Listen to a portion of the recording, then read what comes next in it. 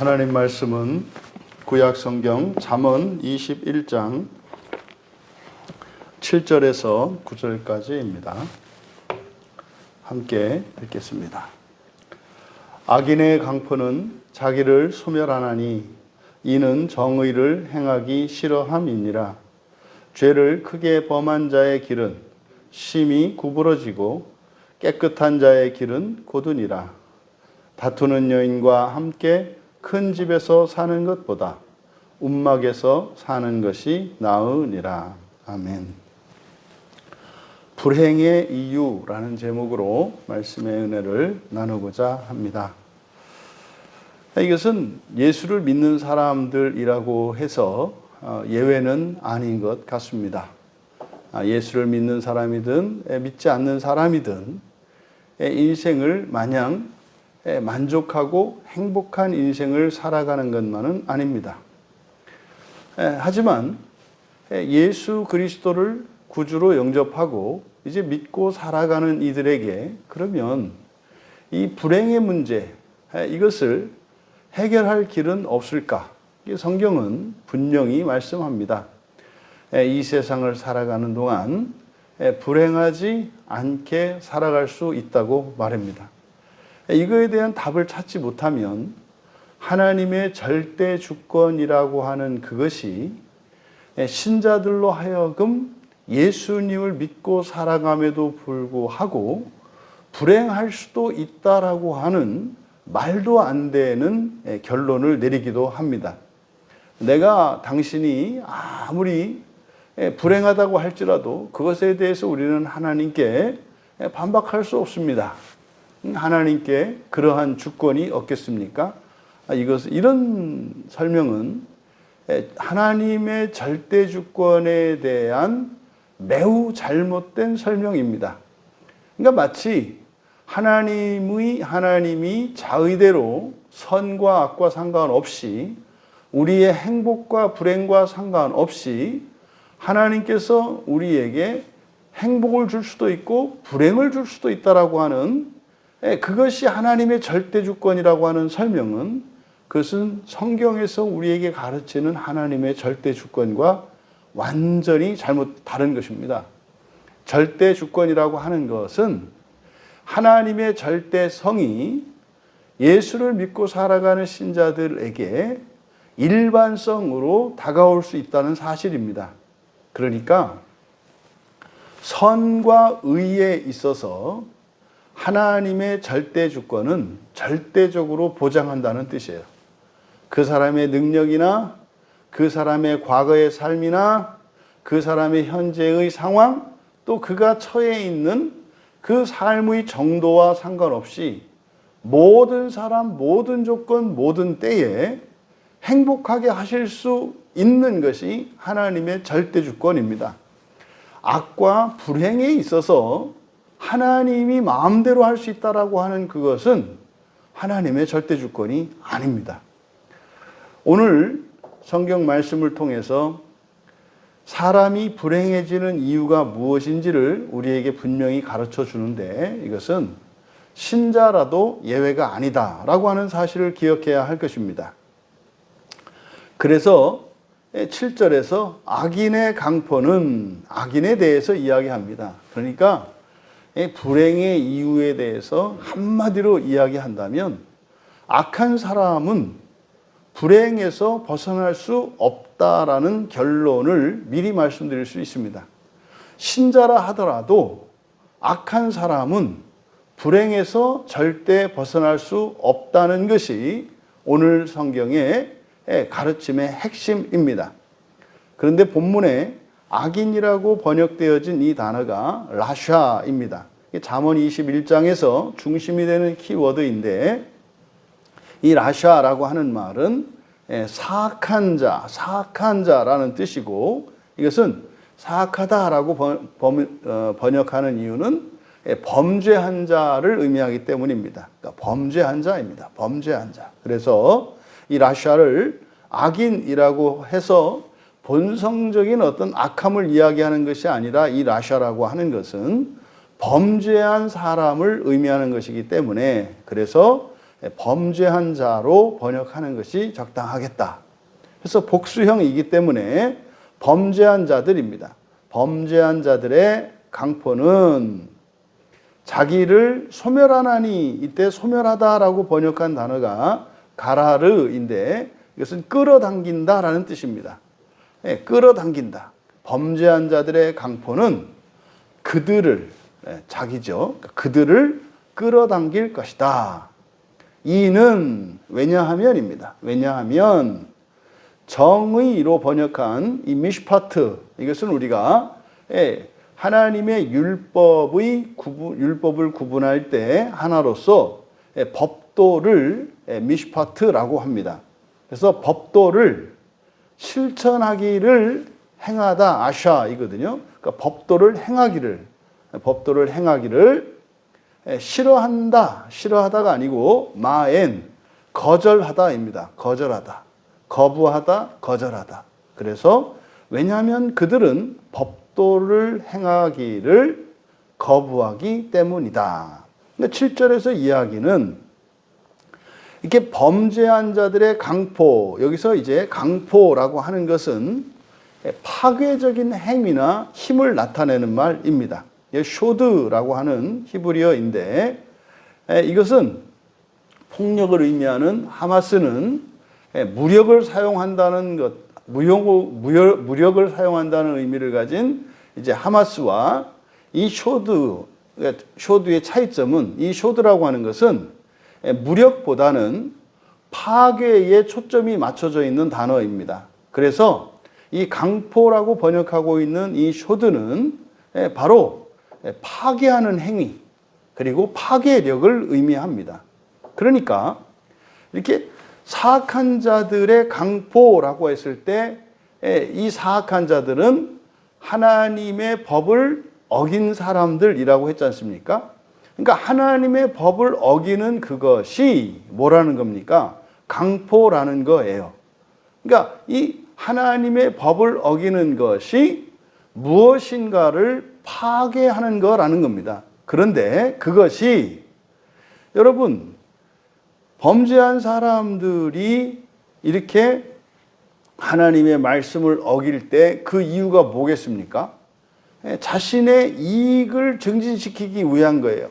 자기 입장에서는 그것이 자기에게 이익이 된다고 생각하기 때문에 하나님의 말씀을 지키지 않고 어긴다 이 말이에요. 하지만 성경은 뭐라고 이야기합니까?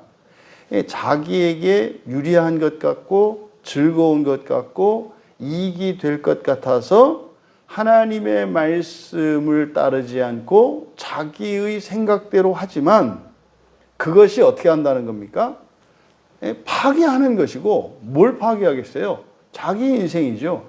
그럼 그것이 자기 자신을 끌어당긴다는 거예요. 그러니까 이렇게 범죄를 할 때 하나님께 대하여, 사람에 대하여, 세상에 대하여 범죄를 하지만 그 범죄는 결국 자기 자신을 향한, 자기 자신의 행복에 대한 범죄라는 거예요.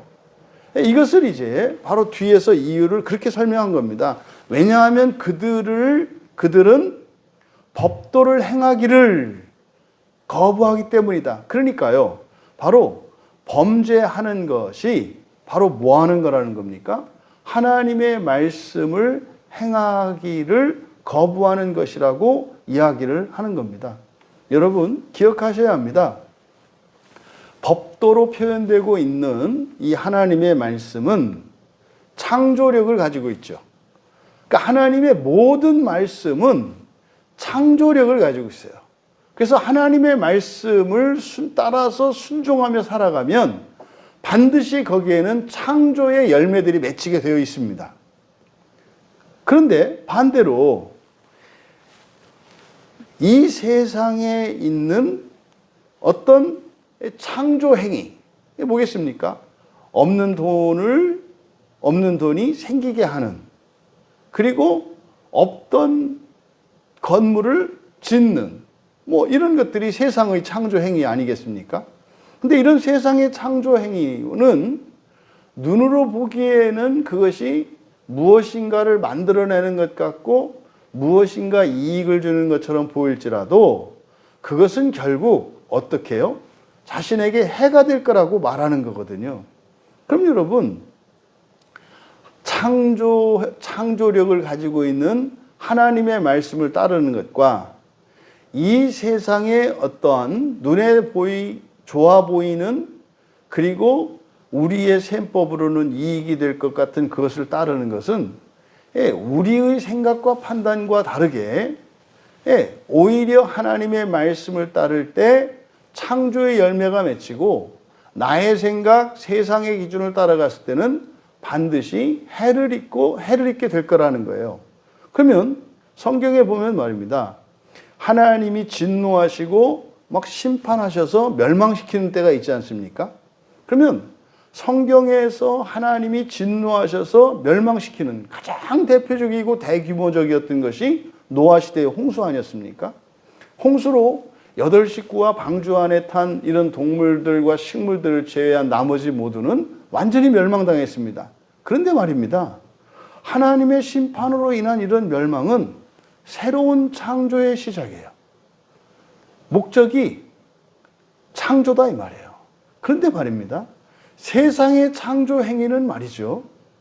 그것이 멸망의 서막입니다. 이것을 기억해야 합니다.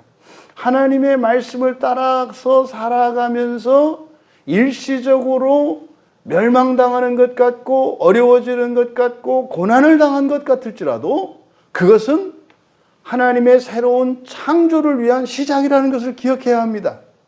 하나님의 말씀을 떠나서 자식의 인생의 번영과 행복이 그리고 어떠한 이익이 생기는 것 같을 때 기억해야 합니다. 이것은 뭐다? 멸망의 서막이라고 하는 것을 우리가 기억해야 합니다. 이어 8절에서 죄를 크게 범한 자, 여기서 이제 8절에 죄를 크게 범한 자라고 번역한 것은 바로 7절에 라샤를 여기에 가미했기 때문입니다. 그런데 여기서 죄를 크게 범한 자라고 번역한 이 죄를 크게 범한이라는 말은 잘못된 번역입니다. 이거는 와자르라는 말이거든요. 와자르. 이게 이제 성경에서 단 한 번 등장하는 단어인데 이 와자르라고 하는 이 단어는 흩어버리는 이라는 뜻이에요. 흩어버리는. 뭐 그런 거 있지 않습니까? 뭐 이렇게 누군가가 이렇게 뭐 바둑을 두거나 공기를 두거나 아니면 무엇인가 이렇게 어떤 일을 하고 있는데 와가지고 회방 놓을 때 하는 게 뭐예요? 막 흩어버리잖아요. 이게 와자르입니다. 그러니까 이게 흩어버리는 그리고 자라고 번역한 게 이쉬입니다. 그러니까 흩어버리는 신자 이렇게 되겠죠. 흩어버리는 신자. 그러니까 예수를 믿는 사람이라 하더라도 흩어버리는 경우가 있어요. 이게 뭡니까? 7절에서 이야기했던 라샤란 말이에요. 그러면 ht어버리는 신자의 길은 심히 구부러지고, 이게 심히 구부러졌다. 이게 파크거든요. 그러니까 이게 비틀어진 걸 말해요. 비틀어진 거. 심히 구부러졌다. 그러니까 뭐 우리나라 같은 경우 지금이야 이제 강원도를 갈 때 이제 터널로 그냥 쭉 뻗은 길로 갑니다만, 과거에 이제 막 그 대관령이나 한계령길을 넘어서 가야 할 때가 있었잖아요. 뭐 그냥 뱀처럼 뭐 꼬불꼬불해서 뭐 굉장히 어려운 길을 갔잖아요. 그게 요거 심히 구부러진 거입니다. 그러니까 흩어버리는 신자의 길은 심히 구부러졌고, 다음에 깨끗한 자의 길은 곧으니라. 여기서 이제 길이라고 번역했습니다만 이것은 이제 8절의 상반절에 죄를 크게 범한 자의 길과 대조를 이루기 때문에 길로 번역했습니다만 여기서는 길이 아니고 포알, 행위입니다. 행위. 그러니까 깨끗한이라고 번역한 자크, 이거는 섞이지 않은 거예요. 그러니까 무너뜨리지 않은 그 상태를 말해요. 순수한 그 상태. 그럼 요 자크, 깨끗한이라고 번역한 자크와 죄를 크게 범한이라고 번역한 와자르가 서로 대조를 이룹니다. 앞에 있는 와자르는 뭐예요? 막 흐트러진 거고요. 뒤에 있는 깨끗한이라고 번역한 자크는 뭐예요? 그 상태 그대로 있는 걸 말합니다. 그 상태 그대로. 그래서 깨끗한이라기보다는 순수한, 순전한 이런 의미겠죠. 그러니까 지금 둘의 대조는 뭐예요? 하나는 질서가 어지럽혀진 상태를 말하려고 하는 것이고, 뒤에 있는 것은 질서가 깨지지 않고 흐트러지지 않고 그대로 있는 상태를 말한다. 그러니까 순수한 자의 행위는 올바르다. 그러니까 지금 8절은 흩어버리는 신자와 순수한 자의 행위, 이렇게 서로 대조하고 있거든요. 근데 물론 여기서 길과 행위로 대조하고 있습니다만 인생길을 말하는 거예요, 인생. 그러니까 인생이 어떤 사람은 어떻게 해요? 비비 꼬이고 뭡니까? 뭐 하나 그냥 자연스럽게 되는 일 없이 매사가 사고투성이고 변수와 복병이, 그러니까 뭐 다른 사람들은 그냥 되는 길을 어떤 사람은요, 산 넘고 계곡 지나고 물 건너고 불속을 지나고 하는 일들이 있다 이 말이죠. 보통 이제 우리들이 신앙생활을 할 때 이렇게 보면은 모태신앙으로 부모로부터 신앙을 이어받은 사람들의 인생과 저와 같이 이렇게 1세대 신앙을 살아가는 사람들의 인생을 비교할 때, 이렇게 모태신앙으로 부모들로부터 신앙을 이어받은 사람들의 인생이 참 평탄한 것을 우리가 알게 돼요. 바로 이 8절이 그 이야기를 하는 겁니다. 그러니까 여기서 흩어버리는 자라고 하는 이것은 단지 이렇게 어떤 신앙 이런 것을 말하는 게 아니라 그들이 살아가는 인생입니다. 그러니까요, 질서를 깨트리지 않고 순전히 살아가는 사람들, 거기에는 분명히 인내가 있어요. 이러저런 시험이 있어요. 그래서 그 시험에서 견디지 못하면 어떻게 되는 겁니까? 흩어버리게 되는 거예요. 뛰쳐나가고요. 하던 거 일상을 깨버리는 거고요. 지키던 것을 버리게 되는 거고요. 양심도 버리고 신앙도 버리고 일상도 버리고 뭐 이렇게 되는 거죠. 그래서 바로 인생이 어떤 인생을 살아가느냐라고 하는 것은 평탄한 인생이 있고 험난한 인생이 있는 게 아니라는 거예요. 그러니까 흔히 사람들이 말하는 무슨 금수저, 흙수저 이렇게 이야기할 때 뭐 좀 돈 많고 이렇게 좀 넉넉한 집안에서 태어난 사람들을 금수저라고 이야기하고, 정말로 가난하고 여러 가지 환경도 악조건에서 태어난 사람을 흙수저라고 이야기하지 않습니까? 그러니까요, 어떤 환경에서 태어나느냐가 그 사람의 인생을 결정한다는 얘기거든요. 근데 성경은 그렇게 이야기하지 않습니다. 사람들이 말하는 흙수저라 할지라도 그가 예수님을 믿고 순수한 자로 살아간다면 그 길이 어떻게 될 거라는 거예요? 시온의 대로와 같이 쭉 펴질 거라는 거예요. 그러면 그가 처해 있는 그런 불리하고 악조건인 상황이 어떻게 해요? 그 사람으로 인해서 환경이 바뀔 거라고 말하는 거예요. 또 반대로 사람들이 그토록 원하는 금수저라고 하는 돈 많고 인격적이고 아주 뭐 신앙도 좋은 어떤 집안에서 태어난 사람이 있었는데, 그래서 모태신앙으로 자랐단 말이에요. 근데 그 사람의 인생이 뭐예요? 흩어버리는 사람이에요. 흩어버리는 게 뭡니까? 뭐 도대체 부모 말을 듣지도 않고 하라는 대로 하지 않고 그냥 자기가 원하는 대로, 그래서 누군가가 좀 와서 편안히 지내고 있으면은 그들의 그 평안을 깨버리는 이런 미꾸라지와 같은 사람이 있다 이 말이에요. 그러면 오히려 그런 사람으로 인해서 그 집안이 그렇게 편안하고 뭐 유복한 집안이었음에도 불구하고 그 한 사람으로 인하여 오히려 어떻게 해요? 다 헝클어질 수 있다라고 이야기를 하는 겁니다. 그러니까 말입니다. 성경은요, 어떤 환경에서 태어났느냐, 어떤 시대냐, 어떤 집안이냐, 이것은 아무 상관없다는 거예요. 근데 사람들은 그 환경에 의해서 사람의 행복과 불행이 바뀌는 줄 알고 자기의 뒤틀어진 이렇게 흩어버리는 잘못된 삶의 방식은 방관한 채 환경을 바꾸기 위해서 살아가는데 절대로 그 불행에서 벗어날 수 없다는 거예요. 누구라도? 신자라도. 이어 9절에 다투는 여인과 함께 큰 집에서 사는 것보다 움막에서 사는 것이 나으니라. 이렇게 번역되어 있는데 번역을 좀 잡아야 됩니다. 여기서 다투는 여인 해서 그대로 지극하면 이게 다툼, 명사의 소유격이거든요. 명사입니다. 그래서 다툼, 미디안, 논쟁, 다툼 이런 거거든요. 그러니까 여기서 이제 미디안의 핵심은 이제 말로 다투는 거예요. 그런데 복수형을 쓰고 있어요. 그래서 다툼들의 여인이라고 되어 있습니다만 이샤예요. 그러니까 이샤니까 아내죠. 다툼들의 아내, 다툼들의 아내. 그리고 함께 큰 집에서 이제 큰 집 할 때 큰이라고 번역되어 있는데 여기 헤베르입니다.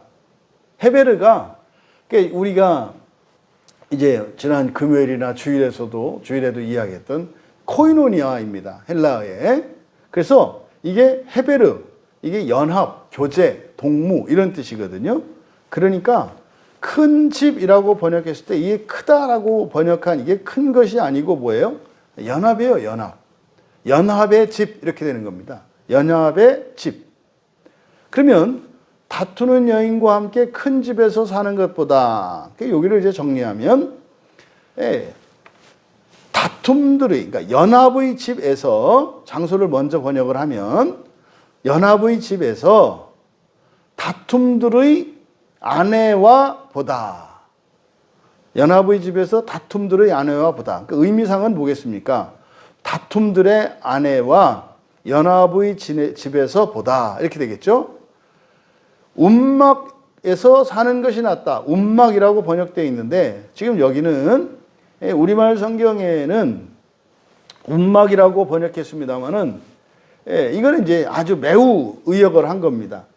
그대로는 가그, 피나 이렇게 되어 있거든요. 가그는 지붕이고요. 그 다음에 피나는 모서리예요. 그러니까 지붕 모서리입니다. 지붕의 모서리에서 사는 것이 더 좋다. 그럼 여러분, 지붕의 모서리는요, 서 있기도 어려운 자리예요. 그러니까 여기서 지금 대조가 뭐냐면 연합의 집과 지붕의 모서리를 대조하고 있거든요. 그러니까 사실은요, 집이라고 하는 것이 어떤 곳이다? 교제와 교통과 연합이 있는 곳이라는 거예요. 원래 집이라는 데가. 그러니까 집이 있으면 너무 좋은 거라고요. 그러면요, 지붕의 모서리는 이게 뭡니까? 이거는 도둑고양이들이나 깃드는 곳이에요. 그러니까 이거는 지붕의 모서리는 무조건 불행한 곳이에요. 고통스러운 곳이에요. 사람이 살 수 없는 곳이에요. 있고 싶지 않은 곳이에요. 근데 연합의 집은요, 여기는 행복을 누리는 곳이고 복을 누리는 곳이에요. 그런데 그런 집이라 할지라도 그렇게 연합 속에서 그런 교제하며 정말 이렇게 친밀한 교제를 누리며 살아갈 수 있는 집인데 그 집이라 할지라도 뭡니까? 다툼들의 아내 이렇게 복수형을 쓴 것은 단수를 쓴 것과 복수를 쓰면 완전히 다르죠. 그러니까 만약에 단수형을 썼다면 다툼 자체가 나쁜 게 돼요. 그러니까 논쟁이 있으면 안 되는 거잖아요. 근데 여기는 복수형을 썼으니까 뭡니까? 그런 일들이 자주 일어나는 거예요. 자주. 그러니까 뭐 사사건건 논쟁이 일어나고 다툼이 일어나는. 그래서 여기서는 그래서 이샤 그래서 아내라고 설명을 했습니다만 여기 이 이샤의 자리는 이씨도 들어갈 수 있는 거고요. 자녀도 들어갈 수도 있고 부모도 들어갈 수 있는 거죠.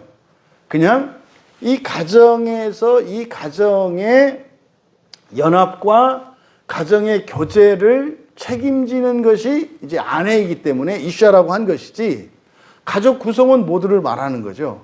그러니까 바로 연합의 집에서 다툼들의 아내와 함께 지내면 어떻다는 겁니까? 거기는 정말 행복한 곳인데 거기에서도 뭐 할 수 있다? 불행한 것보다 더 불행할 수 있다라고 이야기를 하는 겁니다. 그럼 여러분, 이게 가정이면 교회도 마찬가지 아니겠습니까? 교회는 구원이 있는 곳이잖아요. 하나님의 은혜와 하늘의 복이 부어지는 곳 아닙니까? 이게 연합의 집이에요. 연합의 집. 그런데 말입니다. 거기에 이런 다툼들이 일어난다면 거기는 어디보다 못하다? 지붕의 모서리보다도 못하다는 거예요. 그러니까요, 교회가 아니라 오히려 교회 바깥보다 훨씬 못할 수 있다라고 이야기를 하는 거예요. 그러면 사람들이 어떻게 하겠습니까? 떠나죠. 여러분, 오늘 성경은 7절과 8절과 9절에서 결국 우리에게 가르쳐주는 불행의 이유. 그러니까 행복한 곳에서도 행복을 누리지 못하고 오히려 더 불행해질 수 있다라고 이야기를 합니다. 핵심이 뭡니까? 범죄하는 것이에요. 질서를 깨는 거예요. 이것의 핵심은 하나님의 말씀입니다. 여러분, 신자라 할지라도 하나님의 말씀과 상관없이 살아간다면 설사 그가 연합의 집으로 묘사되는 완벽한 조건을 갖춘 신분과 재산과 환경을 가졌다 할지라도 그 사람은 결코 행복할 수 없다는 것을 이야기합니다. 그럼 반대로 하나님의 말씀을 따라서 살아간다면 9절에서 이야기한 것처럼 모서리 끝에도, 지붕 모서리 끝에서라도 어떻게 할 수 있다는 거예요? 행복할 수 있다라고 이야기합니다. 심지어 하나님의 말씀을 따라가면 내가 참 너무나 비참한 환경 속에서 태어났다 할지라도 그로 인하여 그가 속해 있는 시대와 환경이 시온의 대로와 같이 바뀔 것이라고 이야기를 합니다. 하나님의 말씀을 떠나서 추구하는 어떠한 행복과 부귀 영화는 결국은 그것으로 그 사람이 오히려 화를 입게 될 것이라는 것을 말합니다. 그러면 여러분, 간단하게 누구나 다 하나님의 말씀에 순종하고 살아갈 텐데 왜 그럴까요? 왜 그렇게 안 살까요? 그렇게 안 살거든요. 왜요? 경험해보니까 안 그렇더라. 뭐 이렇게 얘기하는 사람이 있을 수 있어요. 그런 경우라면 시험이 있는 거죠. 그러니까 얇은 습자지와 같이 사탄이 회방을 해요. 하나님의 말씀에 순종을 하고 질서에 순응하며 그렇게 연합과 평화를 위하여 살아갈 때 하나님이 주시는 하늘의 놀라운 복과 은혜들을 누리기 전에 얇은 막과 같은 시험을 통과하게 한다고요. 이게 우리의 한계죠. 이게 환난이고 시련이고 고난이죠. 거기에서 물러서는 겁니다. 여러분, 우리의 인생 가운데 예수 그리스도로 말미암아 제거되어 버린 불행의 원인들이 우리의 삶 속에 마치 제거되지 않은 것처럼 고난의 모습으로 우리를 시험하려고 다가올 텐데 그것은 오히려 하나님이 주시는 복의 시너지를 일으키는 것임을 기억하시고 일상 속에서 느끼는 잠시 잠깐의 고통과 어려움으로 불행해지는 것이 아니라 오히려 그것으로 갑절이나 더해지는 행복과 하나님의 복으로 인하여 소망으로 기뻐하고 행복할 수 있기를 바랍니다.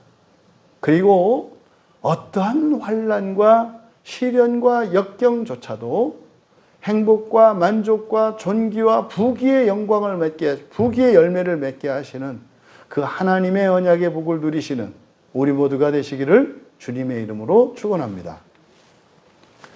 존귀하신 하나님, 오늘 성경은 분명히 예수 그리스도께서 저희들의 인생의 모든 불행의 원인들을 제거하셔서 그리스도 예수를 믿고 살아가는 이들은 어떠한 상황 속에서도 행복하게 살아갈 수 있다고 하는 사실을 분명히 가르쳐 주셨습니다. 이것이 저희들에게 누려지지 못하는 그 이유에 대해서도 말씀하셨습니다. 믿음으로 받아들이게 하시고 지난날 저희들이 느꼈던 그런 불행한 일들이 오히려 이후로는 더 큰 소망의 이유가 되게 하시고 더 큰 행복이 되게 하옵소서. 감사하며 예수님의 이름으로 기도하옵나이다.